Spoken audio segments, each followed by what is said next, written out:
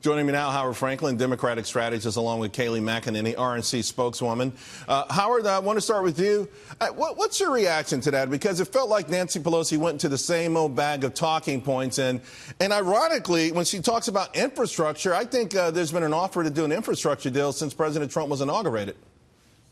Sure. Well, good morning. Thank you for having me. And what I would say is that she did struggle a little bit there. I think part of the issue is she's held the leader or the position of either speaker or minority leader for the last 15 years. So it's been tough to watch the Democratic Party change right before her eyes. I think the special election in New York and the Bronx exposed a little bit of this. And I do think it's also why a number of members of or nominees for the Democratic Party for Congress have yet to pledge their support should the Democrats retake Congress and the House come this November. Howard, the messaging part of this, again, you know, she struggled mightily there. She struggled on more than one occasion. And we've seen some of the elder statespeople of the Democratic Party saying, hey, everyone's got to wait their turn. You can't come in. You can't change the party. Is there going to be some sort of coup of sorts for the party to get in line with perhaps what people want to hear from the Democratic Party?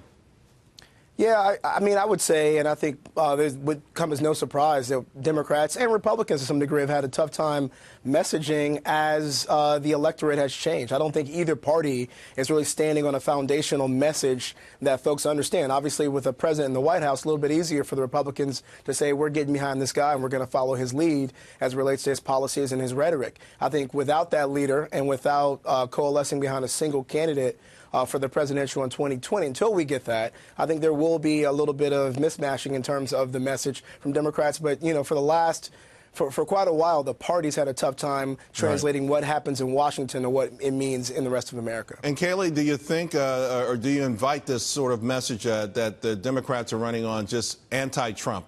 You know, it's not what we can do for you. We just want you to oppose the guy who's in the White House for a myriad of reasons, some of which are personal animosities. That's right. You know, resist and obstruct is not a message. It's, if anything, a message of negativity. It won't work.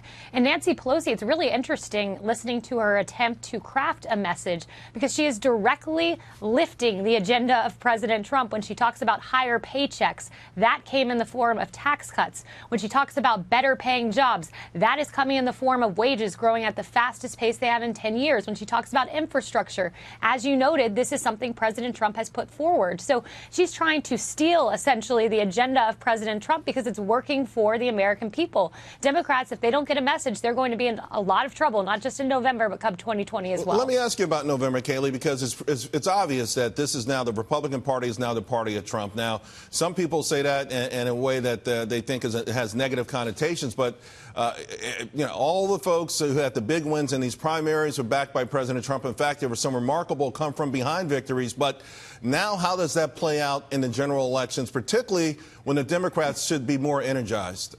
Yeah, we think President Trump is our lightning rod come November. That's why he's going to upstate New York.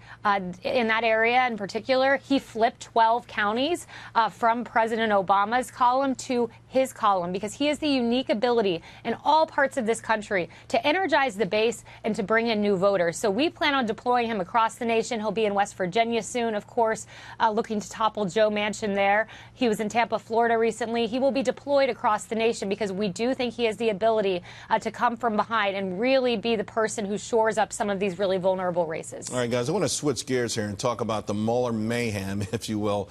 Senator Lindsey Graham now calling for a special counsel to be named to investigate the Justice Department and the FBI after deeming Bruce Orr's role in investigating the Trump campaign, quote, unethical. And we know that this comes as House Intelligence Committee Chairman Devin Nunes has called out the Clinton campaign for its collusion on Maria Bartiromo's Sunday morning show. Let's take a listen to that.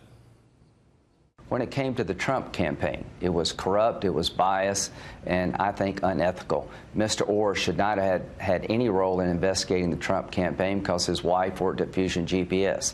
The FBI agent in charge of the Clinton campaign hated Trump, liked Clinton, and also started the counterintelligence investigation against Trump. So here you have information flowing from the Clinton campaign, from the Russians, likely, I believe, was handed directly from Russian propaganda arms to the Clinton campaign said into the top levels of the FBI and Department of Justice to open up a counterintelligence investigation into a political campaign that has now polluted nearly every top official at the DOJ and FBI over the course of the last couple of years.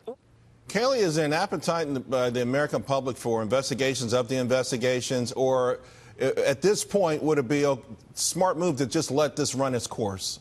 I don't think we can let it run its course. I mean, think about how serious these charges are, that a human source was placed within the Trump campaign. We know that to be true, that with that individual that spoke with Carter Page, a dossier being used to spy on Trump campaign officials and not disclosing the origin of that dossier to a court. This is huge. And when you couple it with the fact that Dianne Feinstein, who had a Chinese spy as her driver, she was warned about that spy. Trump campaign never warned about any sort of Russian infiltration, whereas Dianne Feinstein was warned about foreign infiltration. These are really big questions as to why the FBI has one standard for one political party, another for the Republican Party. You know, Howard, of course, Mueller, his first courtroom drama playing out with Paul Manafort. The judge has not been too happy with it, to put it mildly. But you know, I'm not sure. I'm not a legal expert. I don't know how that's going to play out. For me, the real shocking news has been the amount of money he spent on his wardrobe. But having said that, do you think that the longer this drags out, the worse it could be for Democrats? It feels like they've got nothing so far. Well, I don't know that Democrats are predicating their success in November or pretended success in 2020 on the Mueller investigation. I think the Democrats, if you've seen them, you know, take the stand and offer interviews and talk about this issue, I think I agree in some parts with Kayleigh here. It's a really important set of allegations, and I don't think this is a question of whether or not it's going to the upcoming election should hinge on what comes out of this investigation. I think if there was collusion, and there's obviously been a lot of evidence to support that suggestion, a lot of convictions and folks rolling over, then we need to get to the bottom of it and also protect the sanctity of American elections. And I think a big part of where you would hear and see Democrats talking about this is about protecting elections.